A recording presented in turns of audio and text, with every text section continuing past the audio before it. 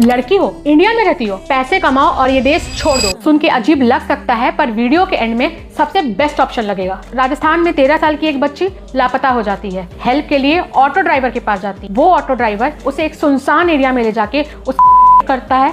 करने के बाद उसे एक होटल ओनर को बेच देता है। वो होटल ओनर अपने परिवार के मर्दों के साथ मिलके उस 13 साल की बच्ची का गैंग करता है और उसी 13 साल की बच्ची को अपने होटल में आ रहे कस्टमर्स को सेक्सुअल सर्विसेज प्रोवाइड करने के लिए भी यूज करता है। जब ये बच्ची कहती है कि मेरे प्राइवेट पार्ट में दर्द हो रहा है तो वो होटल का ओनर उस बच्ची को शराब पिला के कहता है कि बेटा ये पी लो, इससे दर्द कम हो जाएगा। और इस तरह 13 साल की बच्ची का 5 दिन में 30 आदमियों के द्वारा रेप होता है। जी हाँ, 13 साल की बच्ची 5 दिन और 30 आदमी द्वारा।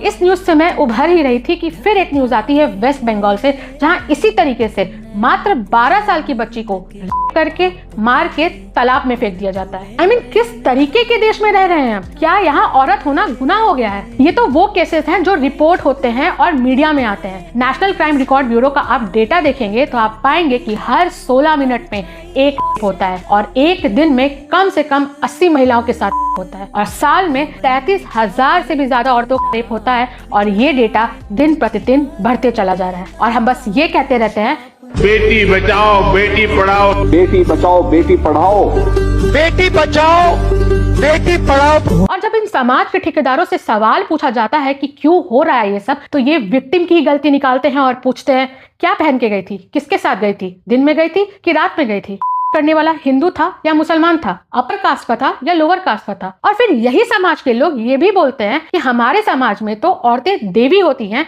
हम तो उनकी पूजा करते हैं, हमें देवी का दर्जा मत दे, इंसान है, इंसान की तरह रहने दे।